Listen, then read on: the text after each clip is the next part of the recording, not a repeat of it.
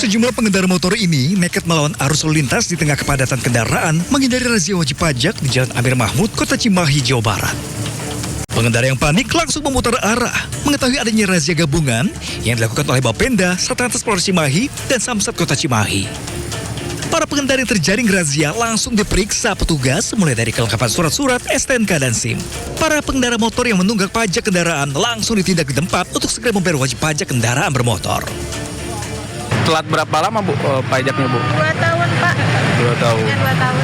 Terus gimana, langsung bayar atau gimana Bu? Langsung bayar aja gitu John. Dia mau berangkat ke Cianjur, kirain nggak ada ini gitu. Jadi jalan sini biasanya mau ikut rombongan.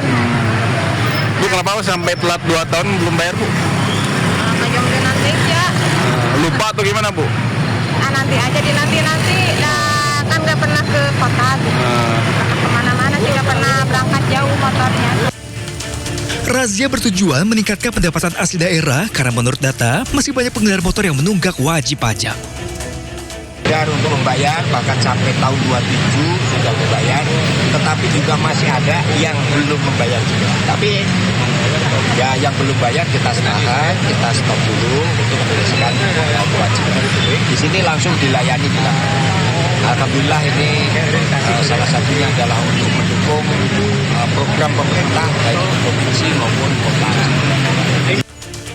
Razia kendaraan bermotor wajib pajak ini akan dilakukan selama 3 hari ke depan guna mendukung program pemerintah untuk pembangunan infrastruktur di Kota Cimahi. Dari Cimahi, Jawa Barat, iNews melaporkan.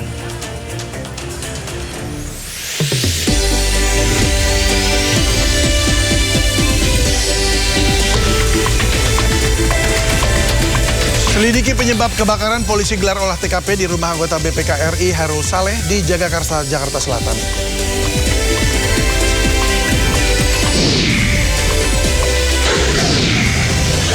Tuding Amerika Serikat melanggar gencatan senjata, militer Iran melakukan serangan balasan ke kapal induk Amerika Serikat di Selat Hormuz.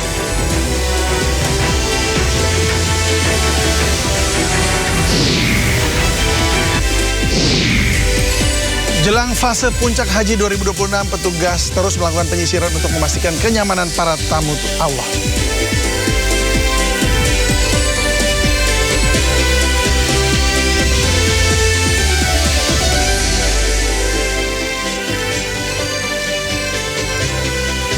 Halo pemirsa, selamat sore. Bagaimana kabar akhir pekan Anda? Kami harap Anda dalam keadaan baik. Jelang HUT ke-499 Kota Jakarta, Pemprov menggelar sejumlah kegiatan dan memulai gerakan pilah sampah.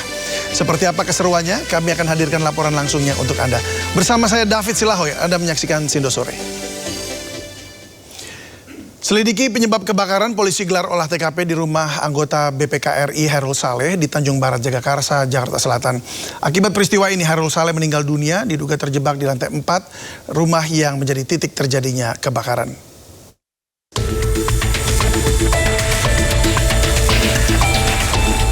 Polisi menggelar olah TKP di rumah anggota BPK RI Hairul Saleh. Proses olah TKP berlangsung tertutup. Polisi mengumpulkan barang bukti dan memeriksa 3 saksi.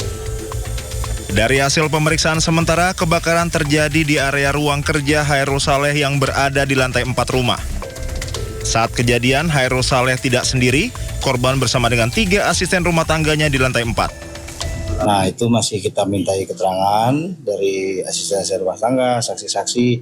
Keterangan tersebut kita kumpulkan, kita cari persesuaian dengan alat bukti yang ada di lokasi. Kondisi yang terbakar berapa persen Pak? Sementara 80-an lah ya, atas ya, lantai atas ya, atas ruang kerja beliau ya. 80% lah. Ya, di ruang kerja beliau kalau bawah. Sebelumnya peristiwa kebakaran melanda rumah anggota BPK RI Hairul Saleh di Jalan Teratai, Tanjung Barat, Jagakarsa, Jakarta Selatan. Dari Jakarta, Rizky Falufi, iNews melaporkan. Sebelumnya sebuah rumah mewah 4 lantai yang berada di perumahan elit Tanjung Barat Indah, Jagakarsa, Jakarta Selatan terbakar pada Jumat pagi.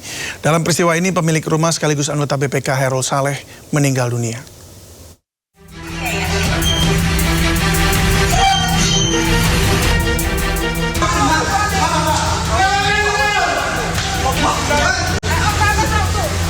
Kepulan asap pekat keluar dari celah-celah sebuah rumah mewah berlantai 4 yang berada di perumahan elit Tanjung Barat Indah, Jagakarsa, Jakarta Selatan pada Jumat pagi. Setelah berjibaku kurang lebih 1 jam, petugas damkar wilayah Jakarta Selatan akhirnya berhasil memadamkan api yang berada di lantai 4 rumah. Menurut keterangan penjaga rumah, belum diketahui pasti apa penyebab dari kebakaran ini. Api muncul dari lantai 4 rumah yang merupakan ruang kerja. Dalam peristiwa ini, pemilik rumah sekaligus anggota BPK Hairul Saleh meninggal dunia usai diduga terjebak di lantai 4 rumah yang diduga sebagai titik awal kebakaran. Apa Pak? Lantai 4 nih, ruangan. Ruangan apa Pak kalau ini Pak? Nah, ini ruangan kerja. Oh ruangan di lantai 4. Untuk posisi emang lagi ada orang, emang bapak sama ada rekan bapak lagi ada yang dikerjain. Oh. Petugas kepolisian yang berada di lokasi langsung melakukan olah tempat kejadian perkara untuk mengetahui penyebab pasti dari kebakaran itu. Dari Jakarta, Rizky Falufi, iNews melaporkan. Kita ke informasi lainnya pemirsa, letusan dahsyat Gunung Dukono di Halmahera Utara, Maluku Utara menelan korban jiwa. 3 pendaki dilaporkan tewas sementara tim SAR masih melakukan pencarian terhadap pendaki yang hilang.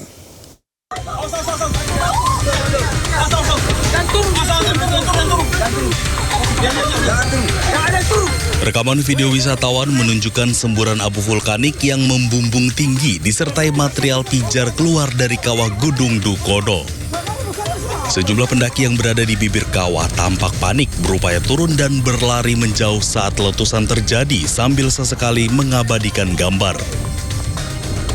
Berdasarkan data sementara, 3 pendaki dilaporkan meninggal dunia. Terdiri dari 2 warga negara asing dan 1 warga negara Indonesia. Selain itu, 14 pendaki berhasil dievakuasi dalam kondisi selamat. Hingga kini, petugas gabungan dari Basarnas, BPBD, TNI, dan Polri masih melakukan penyisiran di kawasan lereng dan jalur pendakian untuk mencari 3 pendaki yang belum ditemukan. Terdapat 20 korban dalam pencarian yang terdiri dari 9 orang warga negara asing dari Singapura dan 11 orang warga lokal Provinsi Maluku Utara. Saat ini aktivitas vulkanik Gunung Dukono terpantau masih tinggi dan masyarakat diimbau tidak mendekati radius bahaya.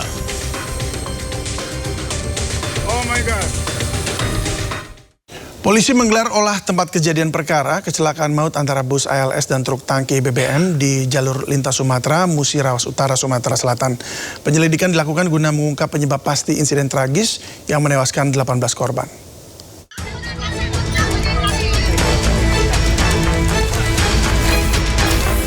Dah bisa lagi Pak, dah terkejar lagi itu. Tim lapor Polda Sumsel dan petugas Atlantas Polres Musirawas Utara menggelar olah tempat kejadian perkara lokasi kecelakaan maut di Jalinsum, Kecamatan Karangjaya, Kabupaten Muratara. Petugas memeriksa sejumlah titik tabrakan bekas rem hingga posisi akhir kedua kendaraan. Polisi juga menyita sejumlah sampel dari hasil olah TKP. Kernet bus ALS yang selamat turut hadir di lokasi kejadian dan memberikan keterangan kepada polisi terkait detik-detik sebelum kecelakaan terjadi. Dari hasil penyidikan awal, sopir bus yang diduga kelelahan menghindari jalan berlubang hingga masuk ke jalur berlawanan. Namun naas dari arah berlawanan melaju truk tangki BBM. Tabrakan pun tak terhindarkan. Benturan keras memicu kebakaran hebat hingga menghanguskan bus dan truk tangki beserta sejumlah korban di dalamnya.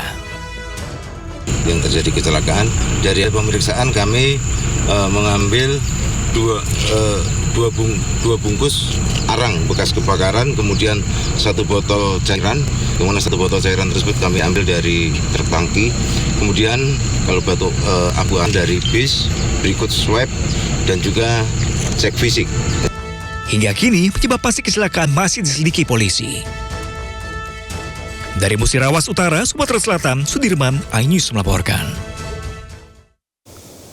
Polisi telah memeriksa puluhan saksi dalam kasus kecelakaan maut antara kereta Argo Bromo Anggrek dan KRL komuter lain di stasiun Bekasi Timur. Sejumlah saksi yang diperiksa termasuk para korban dan pihak taksi yang tertemper KRL. Polda Metro Jaya telah memeriksa 39 saksi dalam kasus kecelakaan kereta tersebut. Saksi yang diperiksa termasuk 11 korban, pihak KAI, manajemen taksi, serta pengemudi taksi yang tertabrak KRL. Fokus pemeriksaan yakni terkait teknis perkeretaapian dan operasional taksi tersebut. Polisi juga melaporkan masih ada 12 korban kecelakaan yang dirawat di 7 rumah sakit yang tersebar di Jakarta dan Bekasi. Nah, sampai saat ini proses masih berjalan dan secara simultan penyidik Polda Metro Jaya, Puslap 4 Barreskrim Polri bersama KNKT seiring sejalan ini melakukan pendalaman sesuai dengan tugas pokok masing-masing. Kami juga menghormati tim dari KNKT yang turun terkait tentang musibah kecelakaan mobil taksi online dengan kereta KRL, begitu juga KRL dengan kereta cepat Argo Bromo Anggrek. Nah, tim penyidik dari Polda Metro Jaya juga sama-sama mendalami 2 peristiwa yang terjadi antara mobil taksi online dengan kereta komuter, selanjutnya kereta komuter dengan Argo Bromo Anggrek yang mengakibatkan korban meninggal dunia dan luka. Ratusan pendemo melempar puluhan ular berbisa saat berunjuk rasa di pendopo Bupati Kabupaten Indramayu, Jawa Barat. Ular-ular itu sengaja mereka bawa sebagai hadiah bagi Bupati Indramayu, Luki Hakim.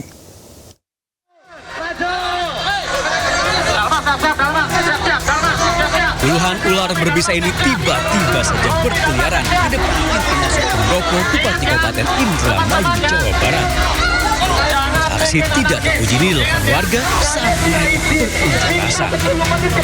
Seketika, aparat kepolisian meminta demonstran menghentikan aksinya. Selain tidak pantas melempar hewan di tengah aksi unjuk rasa, beberapa ular yang mereka lempar juga berbisa.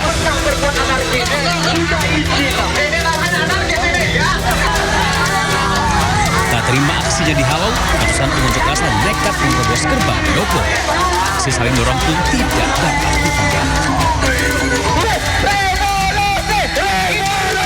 Kawan-kawan, itulah kita. Mereka dibawa kita. Akan tetap kita tidak butuh perwakilan. Banyak puluhan ular berbisa itu sengaja dibawa warga untuk diberikan kepada Bupati Indramayu Luki Hakim. Ratusan mengaku tidak puas dengan kinerja Luki Hakim, termasuk tentang pengolahan sampah yang kian Pertama dalam isu lingkungan, kami punya bukti-bukti mungkin sedikit di titik lokasi tempat pembuangan sampah yang katanya itu legal dan ada bak sampahnya, tetapi tidak diangkut secara berulang-ulang kali ataupun setiap hari tidak diangkut sehingga mangkrak, dan itu ada 3 bak sampah. Legislatif, pengawasan, akan tetapi ketika ada hal-hal DMD itu kembali teman-teman, sedangkan tidak berhasil bertemu Bupati, demonstran akhirnya berorasi menyampaikan keluh kesah mereka. Hingga aksi selesai, Bupati Indramayu Luki Hakim tidak cukup. Dari Indramayu, Jawa Barat, Tok Iskandar, Ainus melaporkan.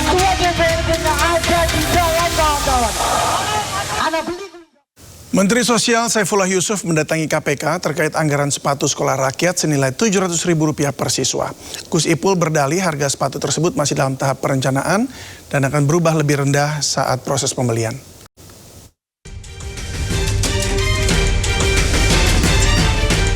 Gerah dengan sorotan publik terkait pengadaan sepatu untuk siswa sekolah rakyat senilai Rp700.000 per orang atau Rp27,54 miliar. Menteri Sosial Saifullah Yusuf akhirnya mendatangi KPK. Gus Ipul mengaku kedatangannya ke KPK untuk menjelaskan awal mula munculnya angka Rp27,54 miliar. Politisi PKB itu membantah angka Rp700.000 per siswa merupakan harga final, melainkan harga perencanaan. Gus Ipul bahkan menyebut kelak saat pembelian terjadi, harga pembelian akan jauh lebih murah dibandingkan harga perencanaan. Biasa di dalam proses pengadaan itu kan diawali dengan penganggaran ya. Pada saat penganggaran ada mekanisme, ada melihat harga pasar, ada konsultasi ke ahli dan lain sebagainya dalam rangka untuk menentukan harga perencanaan.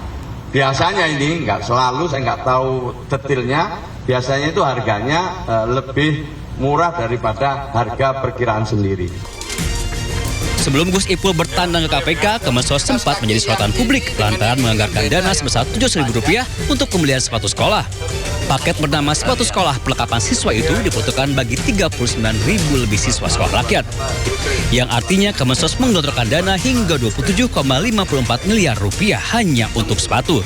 Coba yang lihat tadi yang hitam pendek. Setelah ramai jadi pembicaraan, Kemensos langsung menjelaskan jika anggaran Rp700.000 itu bukan untuk 1 pasang sepatu, melainkan 3 pasang sepatu, baik untuk siswa maupun untuk guru di sekolah rakyat. Tim Liputan Ainus melaporkan.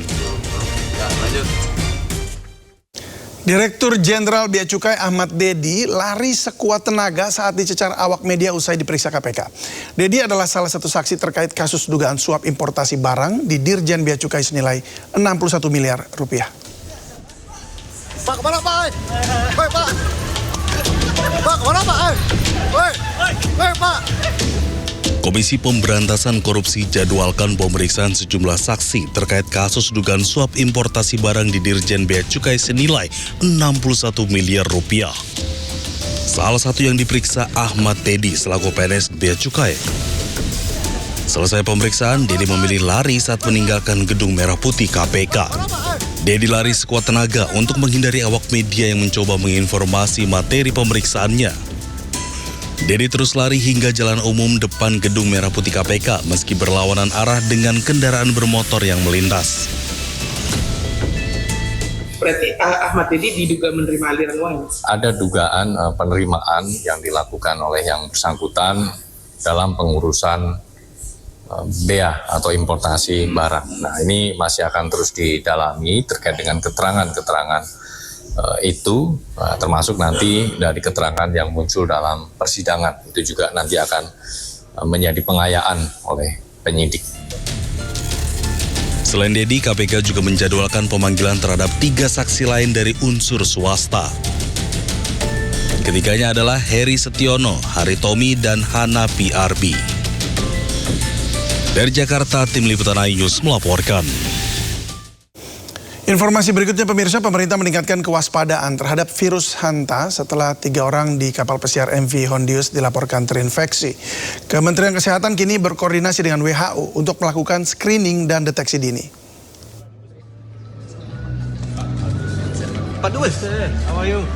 Menteri Kesehatan Budi Gunadisadikin memberikan tanggapan terkait virus Hanta yang kini tengah menjadi sorotan internasional setelah muncul kabar 3 orang terinfeksi di kapal pesiar MV Hondius di Tanjung Verde. Budi mengatakan bahwa pihaknya telah berkoordinasi dengan World Health Organization untuk mengatasi penyebaran virus Hanta. Pemerintah juga menyiapkan langkah screening termasuk rapid test dan pemeriksaan menggunakan PCR. Virus ini kan virus yang lumayan berbahaya. Jadi kita sudah koordinasi dengan WHO. Kita untuk bisa lakukan screeningnya. Ya. Kita beruntung sekarang kan mesin PCR kita udah banyak. Jadi untuk deteksi virus ini harusnya bisa lebih mudah. Cuma dipastikan reagennya masih khusus. Meski virus Hanta disebut cukup berbahaya, hasil pemantauan sementara menunjukkan penyebarannya masih terbatas di MV Hondius di Tanjung Verde dan belum meluas. Kementerian Kesehatan saat ini memfokuskan pengawasan atau surveillance agar penanganan dapat dilakukan dengan cepat jika virus tersebut benar-benar menyebar. Tim Liputan iNews melaporkan. Lantas bagaimana manusia bisa terinfeksi virus Hanta? Berikut kita simak penyebab dan gejalanya. Ya, ini bersumber dari UPTD Puskesmas Puter. Penyebab terpaparnya hantavirus adalah dari manusia menghirup udara maupun terkena air liur, kencing atau kotoran tikus yang terinfeksi hantavirus.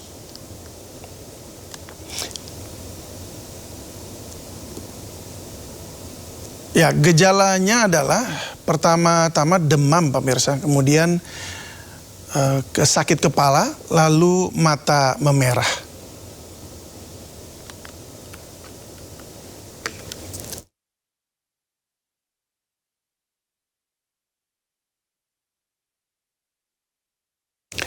Sebelumnya viral video yang menunjukkan situasi di dalam kapal pesiar MV Hondius yang terinfeksi hantavirus. Saat itu sang kapten kapal terekam kamera mengumumkan kematian salah satu penumpang saat tengah berada di perairan Tanjung Verde. Dalam video yang direkam pada 12 April, sang kapten mengumumkan ke penumpang lain adanya salah satu penumpang pria yang meninggal dunia. Dan saat itu sang kapten menyebut penyebab kematian adalah faktor alami yang tidak menular. Namun dalam perkembangannya akhirnya diketahui penumpang diduga terinfeksi hantavirus. Tidak hanya satu, namun ada 3 penumpang yang meninggal dunia, yakni 2 warga Belanda dan seorang warga Jerman. Diduga 2 warga Belanda itu tertular virus saat sedang mengamati burung dan mengunjungi lokasi pembuangan sampah. Kapal itu pun disebut sebagai kapal pembawa wabah.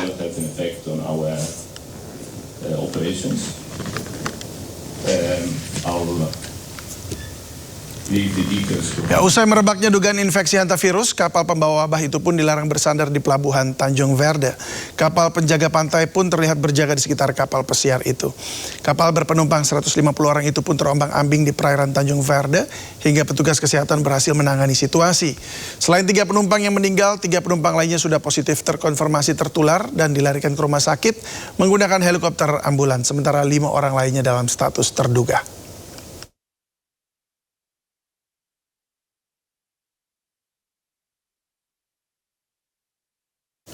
Ya, kita beralih ke informasi lainnya. Bagi Anda yang bingung mau kemana di akhir pekan ini, bisa berkunjung ke pameran Art Jakarta Gardens 2026 di Hutan Kota Pelataran Kompleks GBK Jakarta.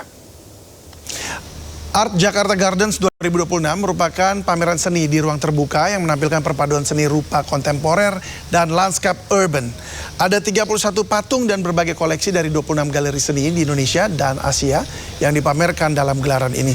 Nah, bagi Anda yang tertarik berkunjung, pameran ini masih akan berlangsung hingga besok 10 Mei 2026.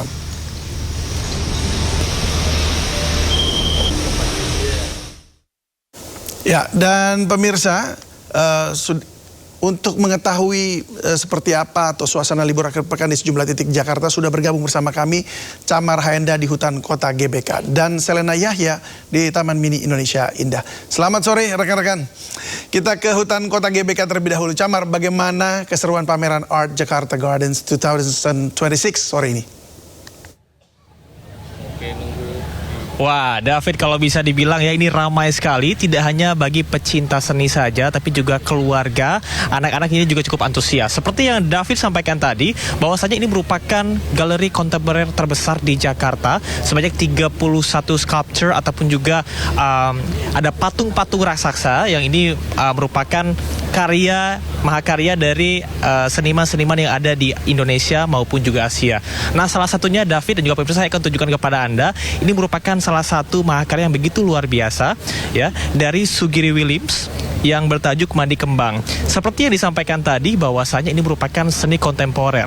Nah, ciri-ciri dari seni kontemporer pemirsa adalah menggabungkan nilai-nilai kebudayaan yang diadaptasi dan juga diinterpretasikan dengan hal-hal yang lebih kekinian ya. Kalau kita lihat di sini ada pop mart ataupun juga seperti kartun seorang anak kecil yang begitu lucu sedang mandi kembang ya.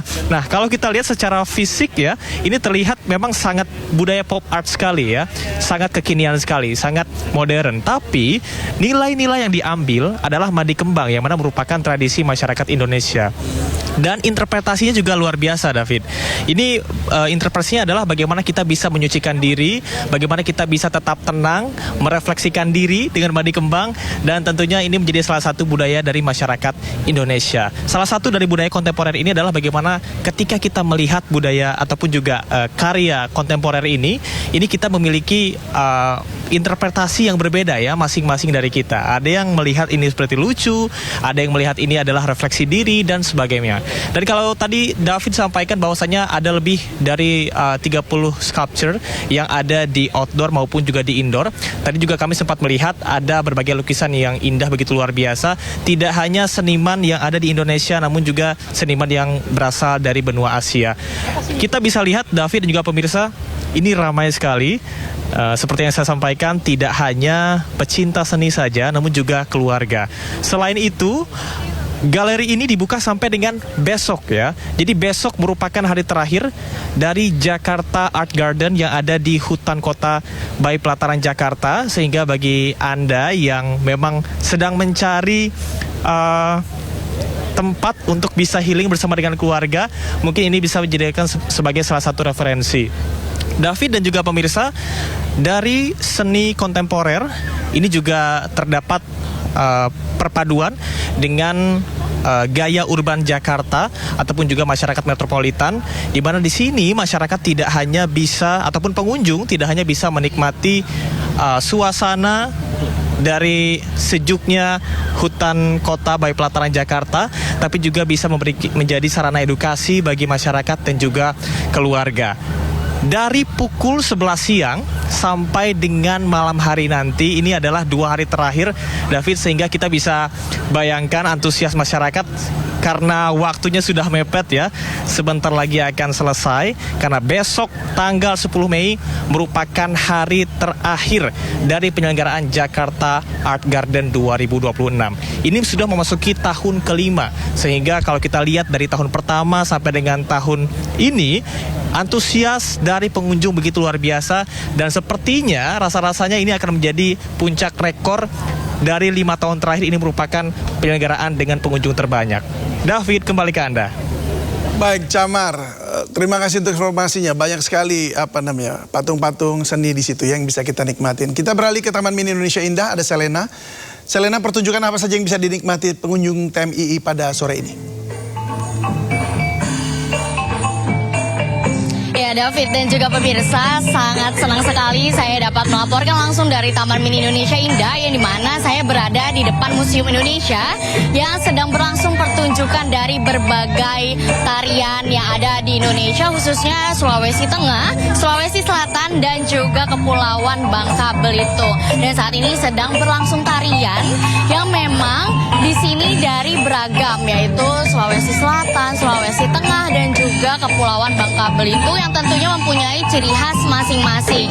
Dan saat ini memang banyak sekali masyarakat yang antusias untuk melihat seni pertunjukan yang ada di depan Museum Indonesia ini. Memang banyak sekali masyarakat yang antusias dikarenakan memang hari ini adalah hari Sabtu, yang dimana memang libur akhir pekan.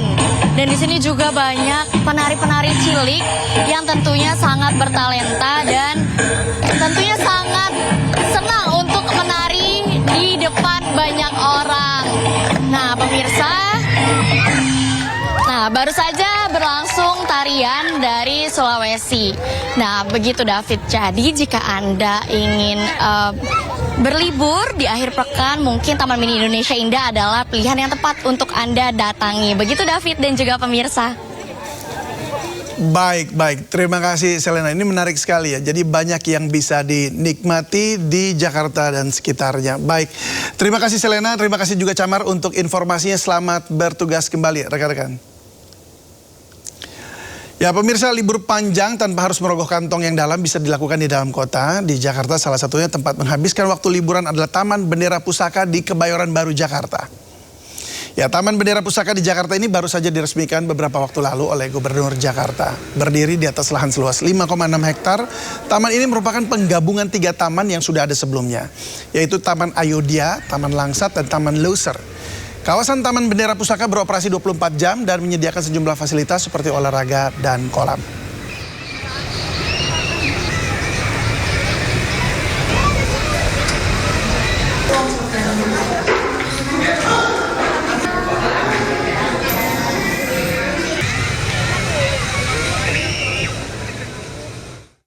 Dalam rangka menyambut hari ulang tahun ke-499 Kota Jakarta, pemerintah Provinsi DKI Jakarta menggelar kegiatan bertajuk Spekta Jakarta.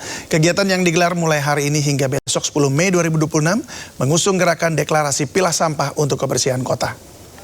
Kawasan pedestrian Plaza Festival Haji Rasuna Said, Jakarta Selatan akan menjadi pusat kegiatan deklarasi gerakan pilah sampah dan pencanangan hari ulang tahun ke-499 Jakarta. Deklarasi gerakan pilah sampah menjadi bagian dari upaya Pemprov DKI mendorong masyarakat memisahkan sampah organik dan anorganik sejak dari sumbernya. Nah, langkah ini diharapkan dapat membantu mengurangi penumpukan sampah di tempat pembuangan akhir. Selain menjadi lokasi deklarasi, kawasan Rasuna Said juga akan dicanangkan sebagai titik baru Car Free Day di Jakarta, pemirsa. Car Free Day akan berlangsung mulai pukul 5.30 hingga 10 pagi. Masyarakat yang akan datang ke lokasi diimbau menggunakan transportasi umum untuk mengurangi kepadatan kendaraan di kawasan Rasuna Said.